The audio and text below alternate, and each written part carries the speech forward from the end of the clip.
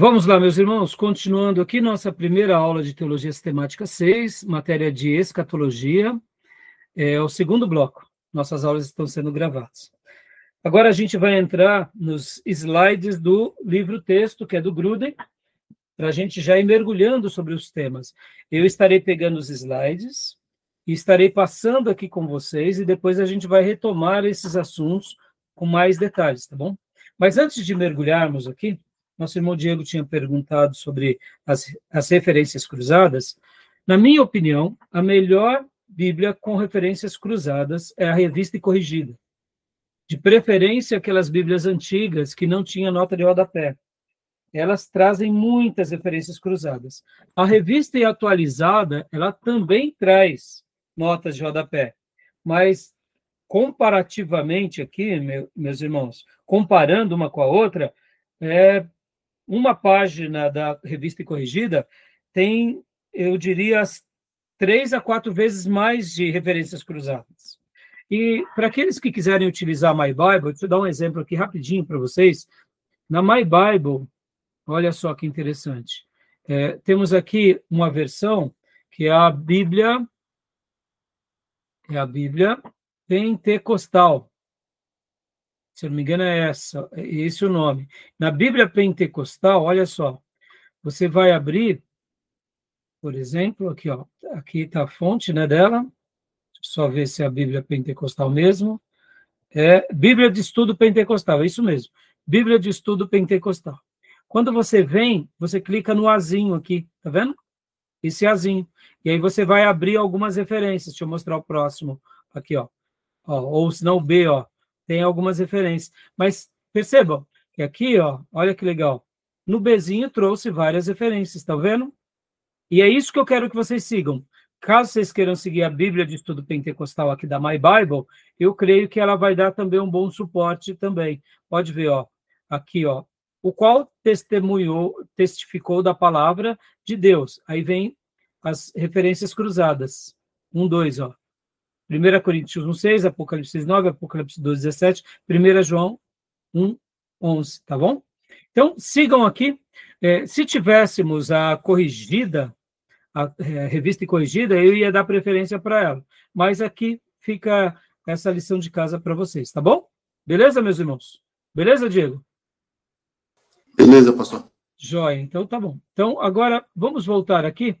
Vamos ir para os slides, meus irmãos. Para o nosso slide. No slide, agora, eu quero mostrar para vocês. No slide, eu quero mostrar o material do Gruden. A gente vai dar uma passeada no material do Gruden, né? A gente vai começar agora.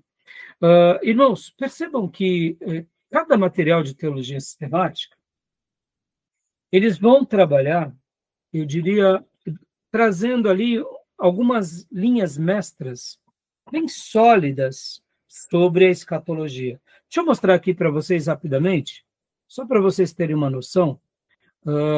O livro, né, no caso do Escatologia do Novo Testamento, do Russell Shedd. Olha só que interessante. Deixa eu mostrar aqui rapidamente para vocês.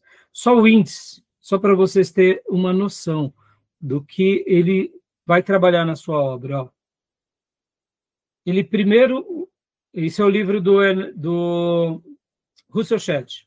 Ele vai falar sobre o problema hermenêutico, vai dar algumas explicações, e aí vai entrar, como o título do livro é Escatologia no Novo Testamento, ele vai falar, ó, escatologia nos evangelhos, escatologia em Atos e nas epístolas, escatologia em Apocalipse, e aí encerra. Percebam que ele é bem objetivo. Mas essa objetividade foi muito boa, tá bom? Então, ele vai... Por isso que eu falei que eu indico ele como um trabalho extra para vocês, tá? Já no livro que eu mencionei, que é o livro do Pentecostes, olha só como ele é um livro mais cuidadoso, por isso que ele tem 600 páginas. Primeiro, ele vem falando sobre a interpretação da profecia. Olha que interessante. Primeiro, ele vai trabalhar aqui na hermenêutica. Aí depois ele fala sobre as alianças bíblicas. Depois ele fala sobre as profecias do período da tribulação. Ou seja, olha como ele vai trabalhando com mais cuidado cada um desses blocos. Aí depois vem, e aí fecha-se, as profecias do estado eterno. E aí, 700 e poucas páginas nessa nova edição. Então, perceba, são vários blocos e várias sessões, né? Cada sessão, a primeira sessão, seria praticamente como que se faz uma boa hermenêutica. A segunda sessão, como que se lê as alianças bíblicas e as alianças escatológicas. Como assim, pastor? O que Deus prometeu para com o seu povo.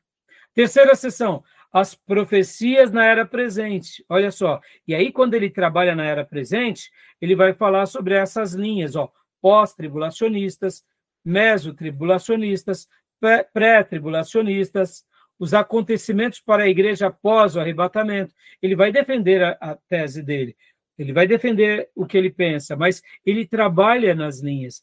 Depois ele vai falar da quarta sessão, as profecias do período tribulacional.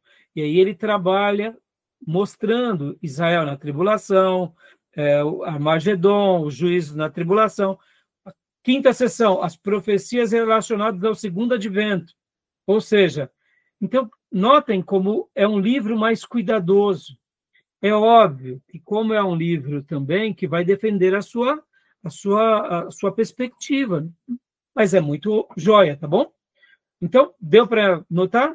Agora, olha só, vamos pegar aqui o esboço de teologia sistemática do Langston, irmãos, só para vocês verem. Quando ele fala nas doutrinas das últimas coisas, no primeiro momento a gente não nota nada, mas quando a gente vai lá para a doutrina das últimas coisas do Langston, a gente começa a entender um pouquinho sobre a maneira que ele enxerga essas últimas coisas. E quando ele fala sobre as últimas coisas, olha que interessante, página 174. Ele trabalha de forma bem sucinta isso que ele pensa. Para ele, o que seriam as últimas coisas? O estado é a morte física, o estado intermediário, a segunda vinda de Jesus, a ressurreição, o juízo final, o estado final do justo e do injusto, o céu e o inferno. É isso que ele trabalha de uma forma bem sucinta.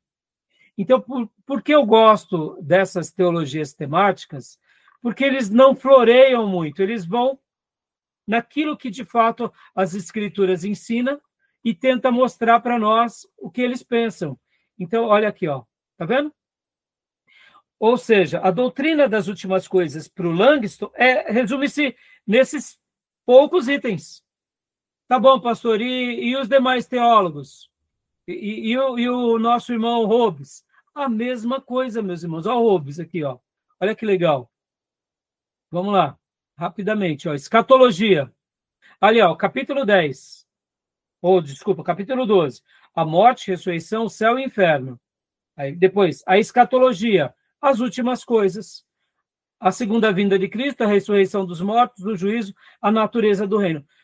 Olha só que interessante. Eles são objetivos. Eles não ficam tentando... Lembra que eu falei do quebra-cabeça? Eles não ficam tentando montar o quebra-cabeça. Eles dizem o seguinte, olha, Jesus vai voltar. O que reserva para nós? Céu ou inferno? Por exemplo, a ressurreição dos mortos, o juízo. Percebam, eles trabalham por blocos e eles não põem data, eles não põem um quadro. Por isso que eu acho legal, entendeu? E só para a gente terminar agora aqui, o Millard Erickson, olha só como ele trabalha as últimas coisas. A questão introdutória e escatológica, individual. Aí vem morte, o estado intermediário, a segunda vinda e as suas consequências. A concepções milenistas e tribulacionistas, o estado final. Eles não ficam redesenhando vários quadros. Estão entendendo? E a mesma coisa também faz o Bancroft. Olha, capítulo 10, a doutrina das últimas coisas. A segunda vinda de Cristo. O que mais? A ressurreição dos mortos. Os julgamentos. Ainda os julgamentos.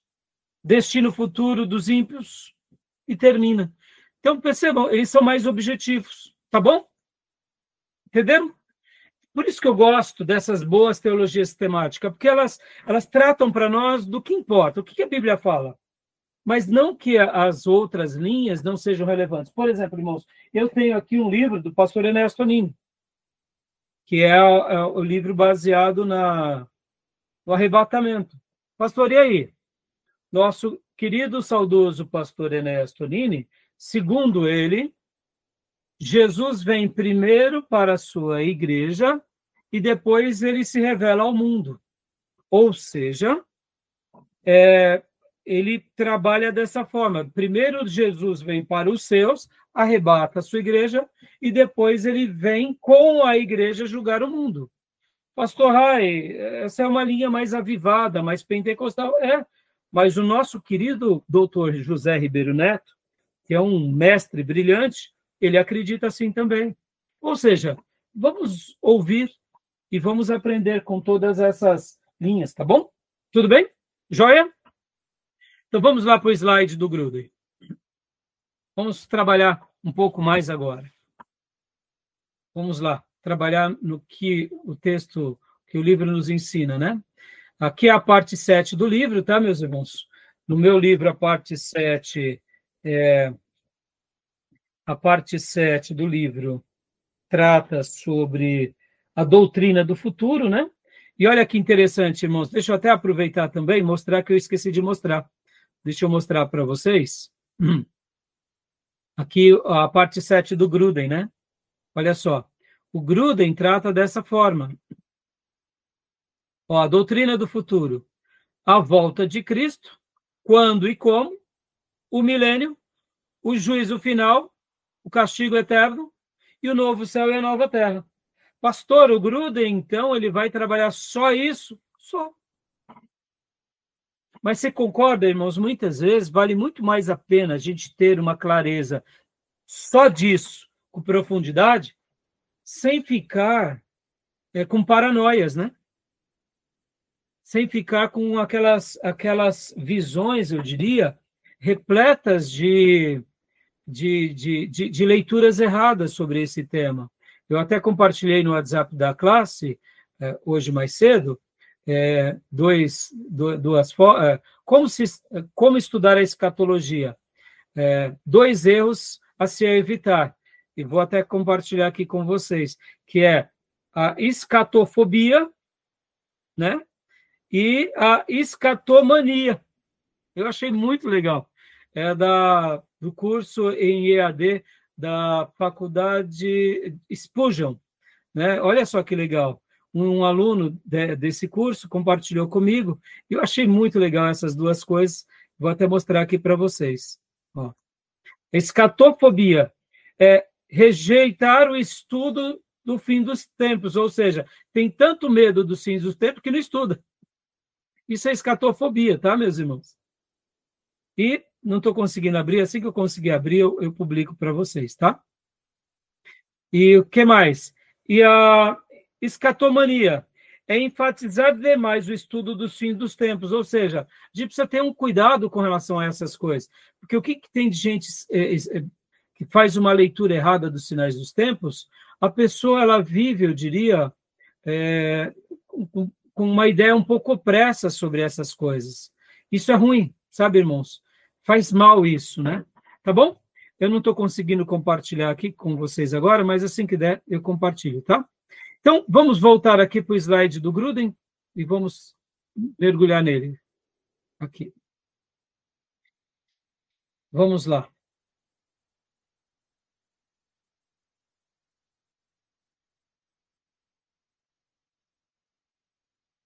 Só abrir aqui para vocês. Estão vendo os slides? Não? Ainda não. Aqui. Então, estamos nessa parte, né? Que é a parte...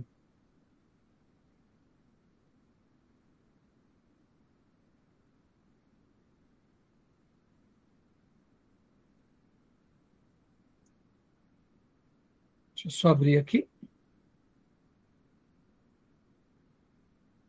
Aqui.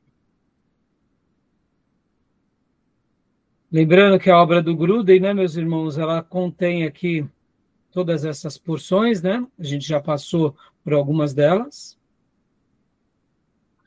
A doutrina da palavra de Deus, doutrina do homem, as doutrinas de Cristo e do Espírito Santo, a doutrina da aplicação da redenção, a doutrina da igreja e a doutrina do futuro. Nós estamos exatamente aqui, a doutrina do futuro. Então, a doutrina do futuro, né? Leia para nós.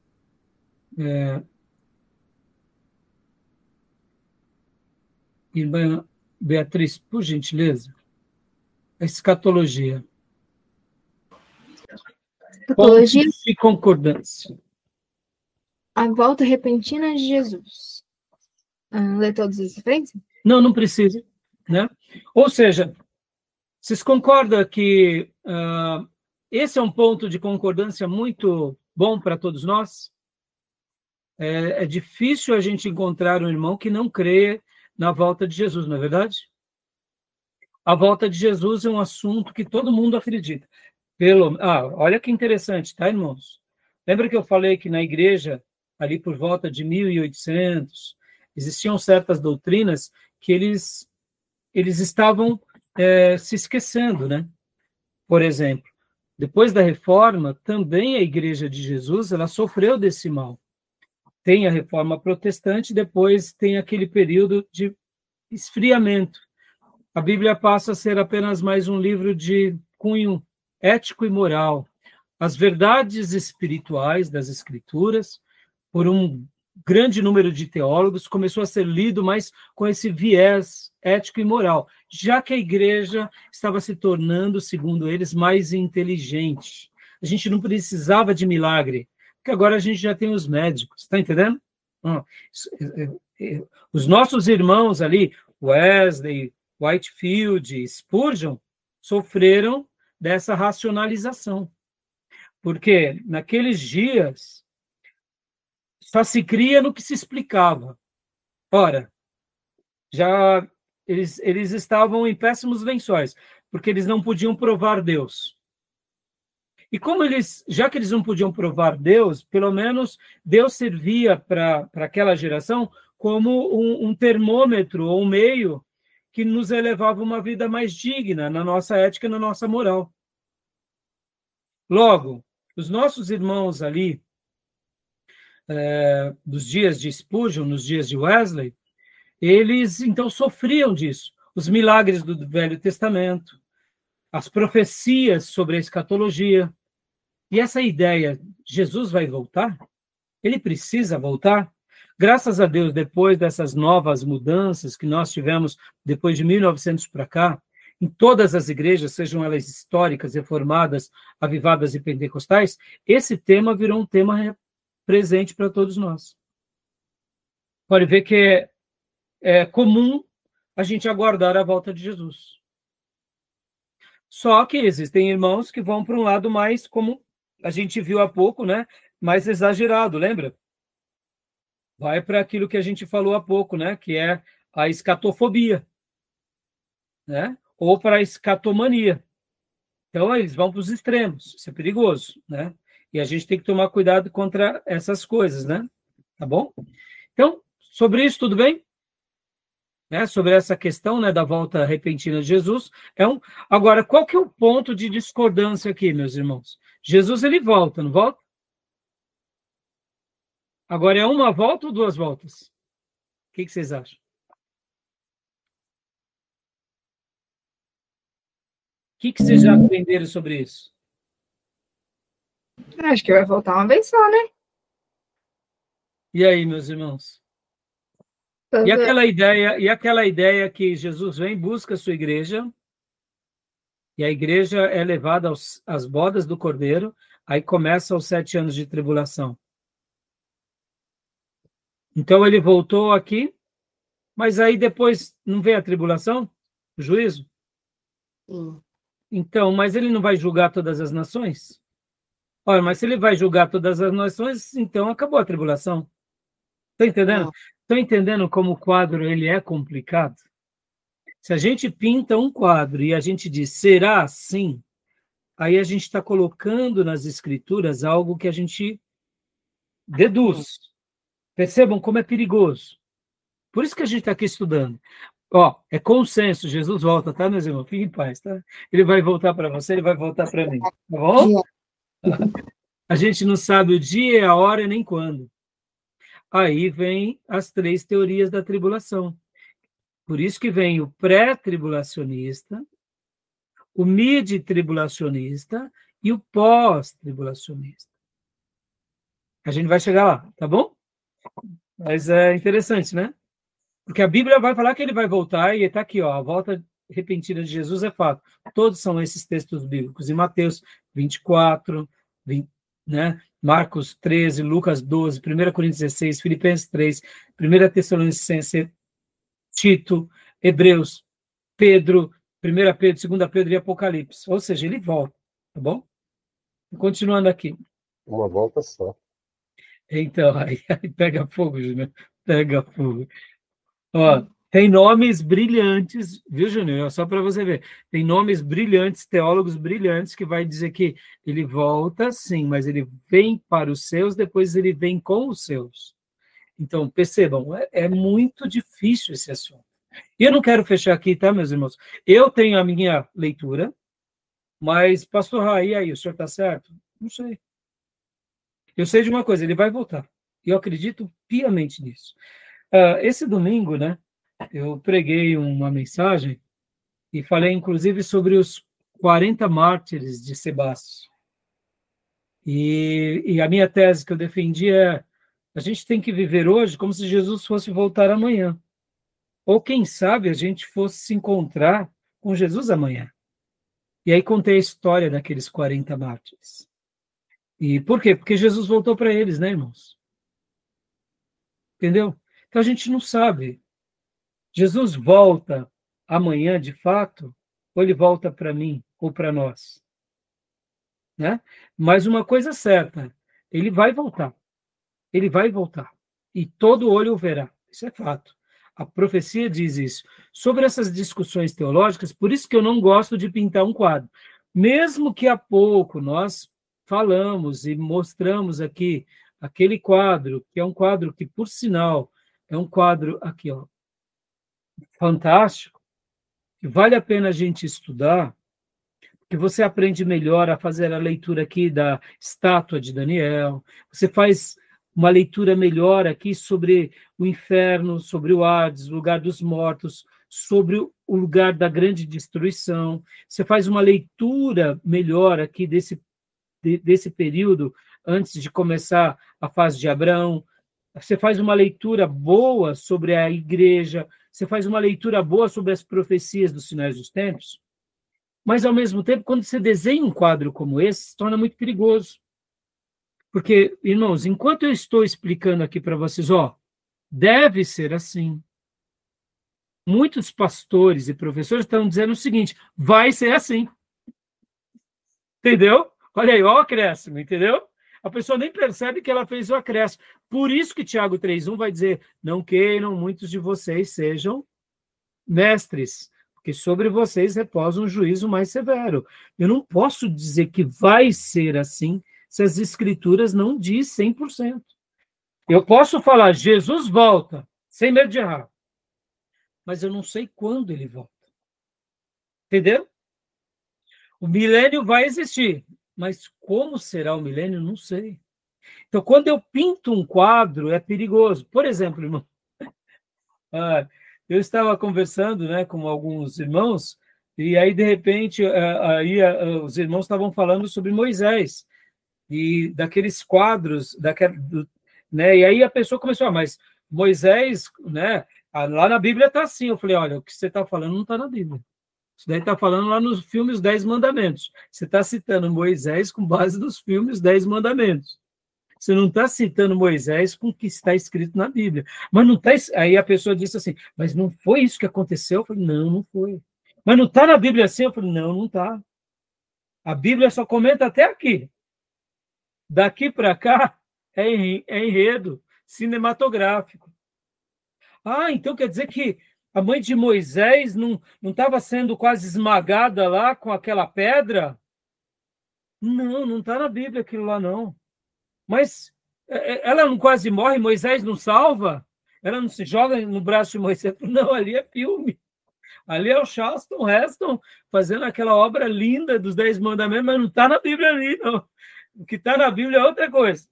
Perceba, irmãos, a gente tem que tomar muito cuidado, porque assim como a gente faz uma leitura da Bíblia baseada no filme que a gente viu, isso é perigoso, a gente está fazendo muitas vezes também uma leitura do Apocalipse baseado nos quadros que nos foi apresentado. E vamos lá. Eu tenho aqui, ó, Deixados para Trás. Lá na igreja nós temos a coleção completa, tá? Eu acho que como obra literária é muito legal. Mas, irmãos, é ficção, tá, irmãos? Isso é ficção. Pastor, mas não é desse jeito, irmão, é ficção. Vamos ficar com a Bíblia, tá bom? Tudo bem até aí, meus irmãos? Interessante, né, Júnior? É legal, é bom a gente ter essa base, tá? Vamos lá. Sinais que precederão a volta de Jesus. Vamos lá. Vamos, porque isso é consenso, tá, meus irmãos? Sinais. Pode ler para nós, Beatriz, por gentileza. A pregação do evangelho a todas as nações, a grande tribulação, os falsos profetas realizando sinais e maravilhas, sinais no céu, a vinda do homem da iniquidade e a rebelião, a salvação de Israel. Então, vamos fazer uma análise bem rápido aqui. A gente não está ainda... nessa primeira aula, é uma aula mais introdutória, é uma aula mais esclarecedora, porque, irmãos, nessa aula eu vou separar praticamente da seguinte forma: eu vou falar sobre os últimos tempos, as profecias, os cenários, vou falar sobre a volta de Jesus, ou seja, o arrebatamento, vou falar sobre a tribulação, 7 anos, vou falar sobre o milênio, vou falar sobre os estados finais e os julgamentos. Ou seja, nesses 10 a 11 blocos, vou falar tudo isso e, é claro, vou falar sobre como se lemos uma metáfora, como fazemos uma hermenêutica. É claro, tudo isso a gente vai falar.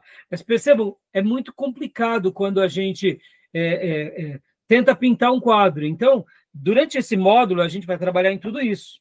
Por isso que a gente aqui está indo com cautela, para não, né, complicar vocês. Mas voltando, a pregação do evangelho a todas as nações, em certa medida, isso já está acontecendo ou não?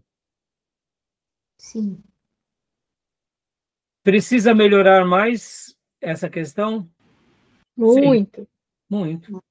Mas o evangelho está sendo disseminado de uma forma ou de outra? Sim. A tecnologia está ajudando a gente a atingir nações, atingir povos. Ora, antes a igreja precisava literalmente entrar nos campos, de uma forma, eu diria, pessoal e física, ou se não, por meio da literatura. Só para vocês terem uma ideia, irmãos, existem igrejas ali na Coreia do Norte, que eles fazem um trabalho missionário, que é encher balões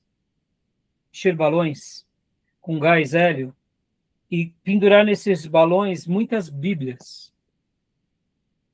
E aí, quando o vento está soprando em direção à Coreia do Norte, eles soltam esses balões, e é óbvio que os soldados que ficam ali na fronteira, né, da Coreia do Norte com a Coreia do Sul, tentam derrubar, tentam capturar, mas muito dessas Bíblias vão caindo nos vilarejos. Percebam, hoje nós ainda usamos de certas estratégias, como acontecia até mesmo nos dias da Guerra Fria. Só para vocês terem uma ideia, tinha um missionário que ele foi muito usado por Deus, ele era chamado de missionário André, ele era considerado um traficante de Jesus. Porque o que ele levava para a Rússia comunista e para os países da União Soviética comunista? Ele levava Bíblias. Então, ele enchia o carro de Bíblias. E, irmãos, milagrosamente, ele conta nos seus livros relatos em que muitas vezes havia algumas paradas e ele pensava assim, bom, agora eu vou ser capturado e vou ser morto. E, milagrosamente, os soldados comunistas, na hora que eles viam aquela carroceria repleta de livros e Bíblias, eles diziam assim, pode ir, pode levar as suas verduras. Eles não conseguiam enxergar que eram Bíblias. Né? Sabe aquela história que acontece com os profetas, em que o profeta ora, o profeta Eliseu ora, pedindo para que Deus, né, os segue, e aí eles são levados até a cidade em que eles lutavam, e aí chegando lá, né, lá em Samaria, ele ora novamente e os olhos dele se tornavam abertos. Exatamente isso. O missionário André conta várias histórias. Então, assim, percebam, o evangelho está chegando, já chegou, mas ele precisa chegar mais. Então, uma das evidências dos finais dos tempos é isso, é a pregação do evangelho em todas as nações. Agora, olha só que interessante. Vocês já ouviram falar da janela 1040?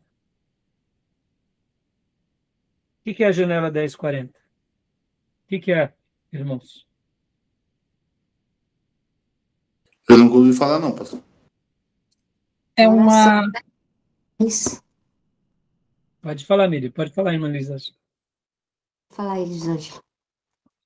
Eu já ouvi falar. Pelo que eu pesquisei, é uma linha ali entre o Equador, assim, é uma linha onde não chega o evangelho, onde não é permitida a entrada. Exato, Fia. A janela 1040 no Mapa Mundi é uma janela onde está concentrado a maioria dos países que aderiram ao Islã, e por eles aderirem ao Islã, são proibidos o acesso de qualquer outra religião que não seja o Islã. Então, e não só eles, né, mas outros países também, por exemplo, a China, por exemplo, ela é comunista. Lá você não tem liberdade religiosa como acontece em outros países. Mas, principalmente a janela 1040, são países islâmicos, onde predomina. E nesses lugares, irmãos, por incrível que pareça, o evangelho ainda não foi pregado. Um dia foi pregado no passado, mas depois, com as conquistas árabes e conquistas muçulmanas do Islã, eles se fecharam ao ponto que hoje, por mais que a pregação do evangelho já está em tantos lugares do mundo, ainda tem muitos lugares que o evangelho tem que chegar. Tá bom? Só fazendo essa menção, né? Então, outras coisas, sinais que precederão a volta de Jesus, a grande tribulação. Ou seja, o autor aqui, ele já está dizendo que na ideia dele, para que Jesus volte, a tribulação tem que estar acontecendo. Aí eu pergunto, já estamos na tribulação? Segundo alguns pastores e alguns mestres, sim. Outros, não. Percebam, a gente vai estudar tudo isso com muito cuidado, tá bom? Vamos colocar aqui esse terceiro ponto. Os falsos profetas, eles estão por aí? O que vocês acham? Aqui está afinhado, né? Aqui está afinhado, né? Mas começou agora? Não. Então, percebam, essa matéria, meus irmãos, ela vai ser muito boa, porque ao terminar cada aula, a gente vai orar pedindo, Senhor, me ajuda a estar preparado, porque a cada dia o Senhor pode voltar a cada momento, meus irmãos. Essa matéria, além de ser esclarecedora, para que a gente ensine corretamente aos outros, ela é uma matéria que nos desafia a gente cuidar da gente mesmo. Nos desafia a gente não seguir falsos profetas. Nos desafia a gente cuidar da nossa alma, da nossa família. Porque muitas vezes a gente vê que a sociedade ela está embebedecida por uma coisa correndo atrás do vento e as pessoas estão aí, sofrendo e estão aí buscando prosperidade, buscando riqueza, status, né? Então é interessante. Outra coisa, sinais dos céus, né? É uma outra evidência. E a salvação de Israel. Está tendo um movimento muito grande em Israel. O que vocês acham? Vocês têm acompanhado ou não? Mais ou menos. Judeus estão se convertendo. Está tendo, até mesmo dentro dos próprios judeus, uma redescoberta ao judaísmo. Vocês têm notado ou não? O Instituto do Templo tem sido algo muito relevante entre os judeus? Bom, quando sai lá, assim, alguns judeus têm se convertido por conta até dos messiânicos, né? Uma participação muito forte lá e tem muitas pessoas que têm se convertido, judeus. Quando a gente olha, Júnior, eu estou convertido, né, desde os meus 17 anos, então eu posso dizer que nesses meus 56 anos, 57 anos de conversão, eu vi muita coisa acontecendo. Só para vocês terem uma ideia, nesses últimos 30 anos, os judeus eles estão sendo mais... eles estão resgatando a sua história judaica. Quando eu fui para o seminário, na década de 90, o meu professor de teologia sistemática dizia que a maioria dos judeus, eles eram espíritas. E hoje, quando a gente começa a acompanhar um pouco mais o mundo judaico, você vê que eles estão se voltando mais para a religião judaica. Ou muitos se convertendo de fato. E o judeu que se converte, eles são chamados de judeus messiânicos, tá, irmãos? Então, a quantidade de judeus que têm se convertido tem sido muito significativa. E, particularmente, isso traz uma ideia sobre também sinais que precederão a volta de Jesus. Só para vocês terem uma ideia, irmãos, o Instituto do Templo é um instituto que os judeus eles já estão montando, ou já montaram, todos os artefatos do templo, só estão precisando agora construir o templo. Para quê? Para colocar todos os objetos, a pia, o altar, o candelabro, a mesa de incenso, a mesa dos pães da presença, para voltar a cultuar a Deus ali. Então, percebam, os sinais estão aí. Então, é muito legal quando a gente começa a acompanhar. Vocês já ouviram falar sobre a novilha vermelha? Não? Esse é um assunto, irmãos, muito interessante. Já escutei. Hã? Já escutei. É um sinal. Exato. A novilha vermelha, o que é uma novilha vermelha para um judeu? Existiram poucas novilhas vermelhas em toda a história do Velho Testamento. A primeira foi ali com Moisés. A novilha vermelha era a novilha pela qual era sacrificada como um gesto de purificar todos os objetos do tabernáculo. Na história do povo judeu, de todo o Velho Testamento, apareceram pouquíssimas novilhas vermelhas. Geneticamente, até nascem algumas novilhas vermelhas. Elas são todas vermelhinhas. Mas quando elas vão ficando adultas, algumas começam a ter pigmentações brancas. Aí elas já não servem. Então, por isso que, historicamente, existiram poucas, se não me falha, de 8 a 10. E nesses últimos séculos, nunca mais tinha nascido uma novilha vermelha.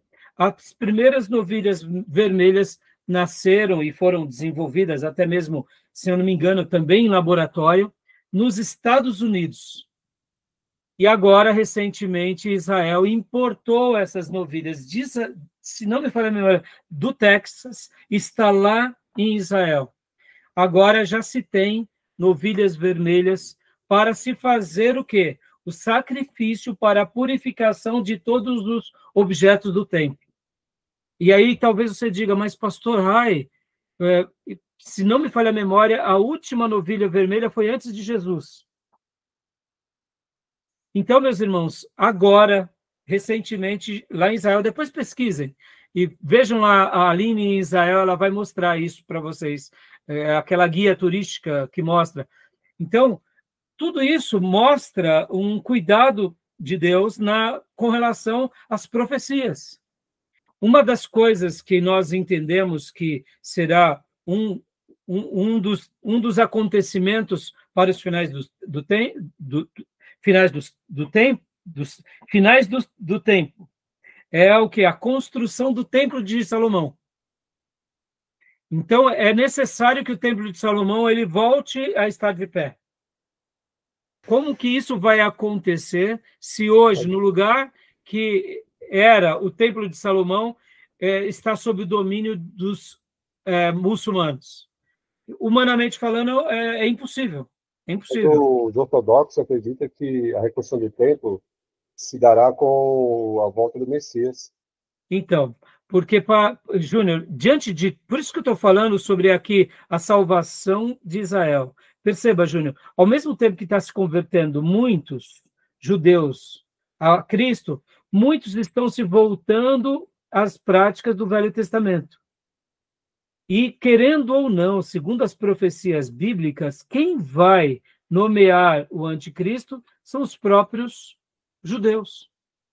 Por isso que para eles é o nascimento do Messias, mas para nós é a ascensão do anticristo. Percebam como as profecias bíblicas são claras. Eles estão esperando vir o Messias. Mas, irmãos, para que se venha o Messias, precisa-se ter templo. Se tem templo, precisa-se ter um sumo sacerdote. Se tem sumo sacerdote, precisava ter a novilha vermelha para santificar, consagrar os objetos do templo. E hoje já existe o Instituto do Templo. Até 1948 nada disso existia, entendeu, irmãos? A gente está falando aqui de coisas que se cumpriram nesses últimos anos, nessas últimas décadas. Mas antes disso não acontecia. Ou será que isso tudo foi por acaso? Percebam, irmãos, eu não estou aqui antecipando, dizendo que vai ser amanhã, nos próximos 10 anos. Não estou dizendo que os judeus... Uma coisa que judeu não é precipitado, irmãos.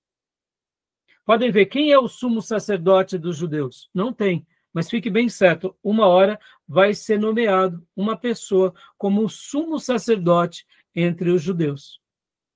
A Bíblia vai mostrar todas esses detalhes.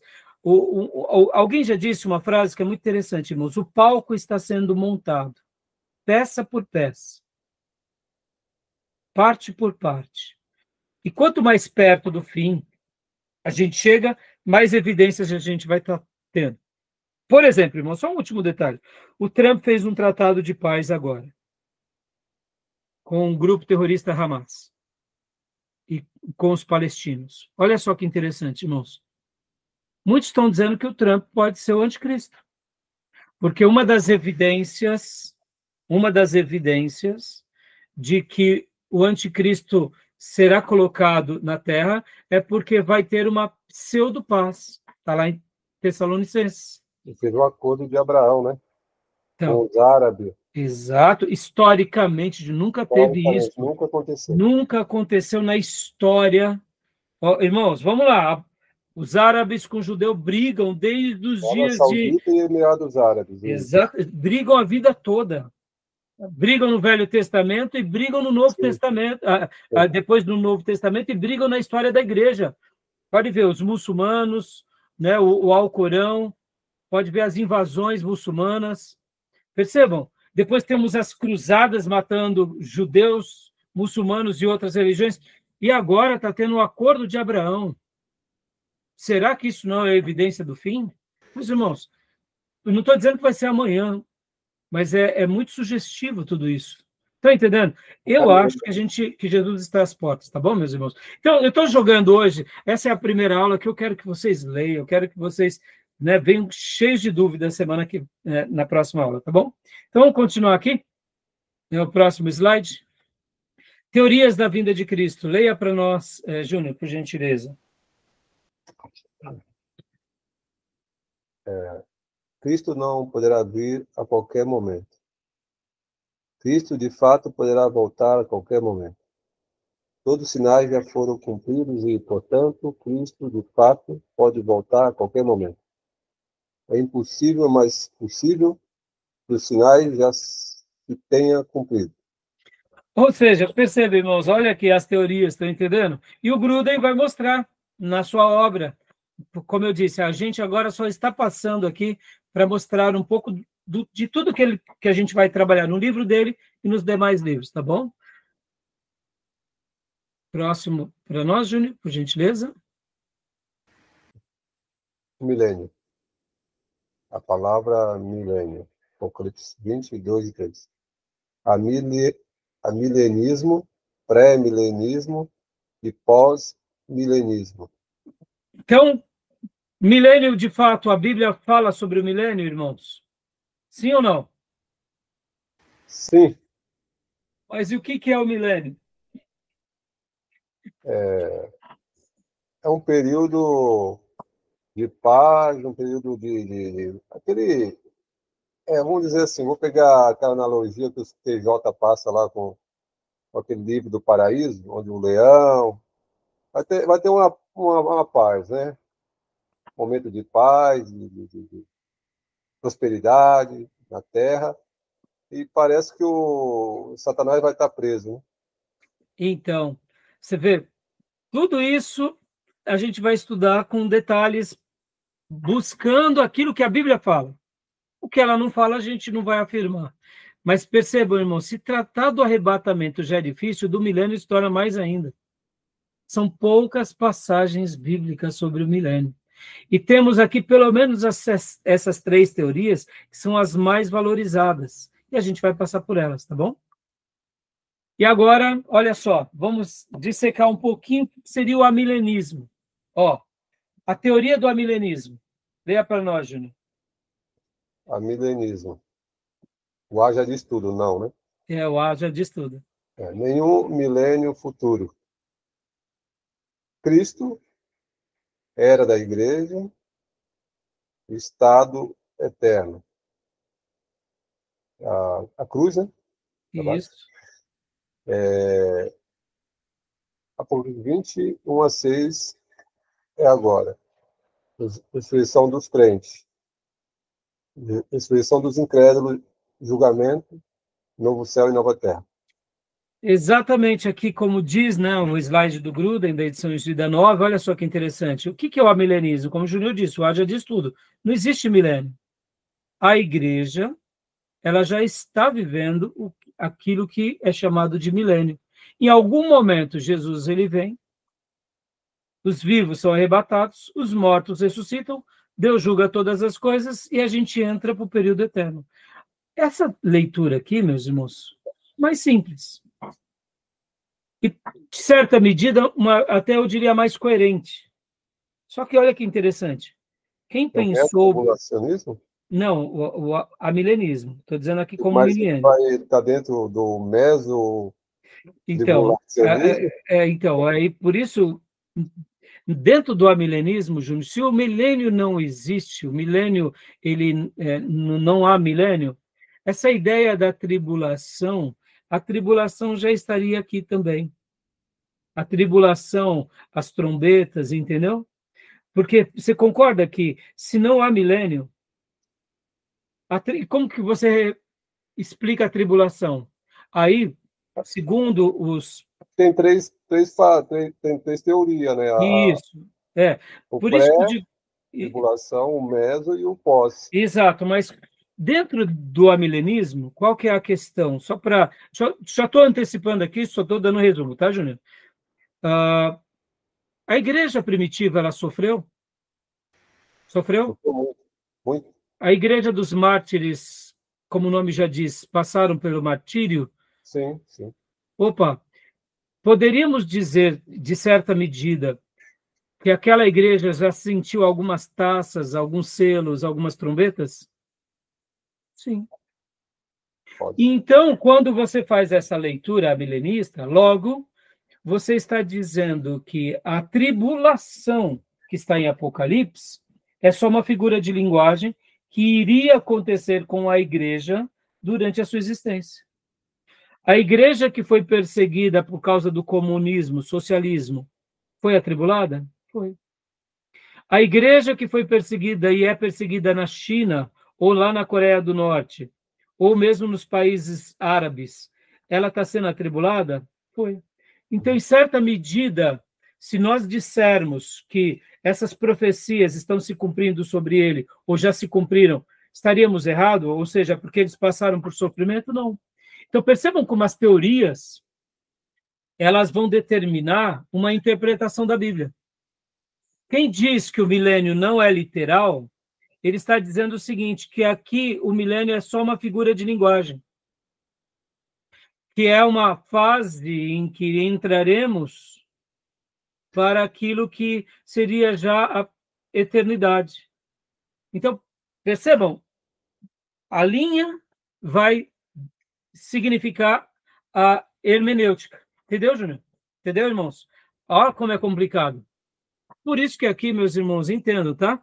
E só para eu fechar aqui que deu horário. A Igreja Católica Apostólica Romana, na Idade Média, elas dominaram sobre todas as coisas porque eles achavam que estavam vivendo já no milênio. Muitos pastores acham que a gente vai chegar a uma evolução em que a Igreja de Jesus e a sociedade, a Igreja vai influenciar tanto na sociedade que a gente entra no milênio. São teorias mesmo, são teorias. Eu, particularmente, não penso assim, tá bom? Eu não penso. Mas eu respeito quem pensa. São teorias, tá bom? Joia? Tudo bem até aí? Tranquilo? Muita dúvida? Vamos para o último bloco, fazer um bloco mais curtinho, para a gente encerrar? Eu vou fechar aqui, tá? Nós temos bastante tempo no primeiro módulo, um tempo razoável agora no segundo. O terceiro a gente vai poucos minutos para dar as 2h30 de aula, tá bom? Vamos lá, vou fechar aqui, tá bom? Ainda vou definir a minha posição sobre tudo isso aí. É? Ainda É difícil, né?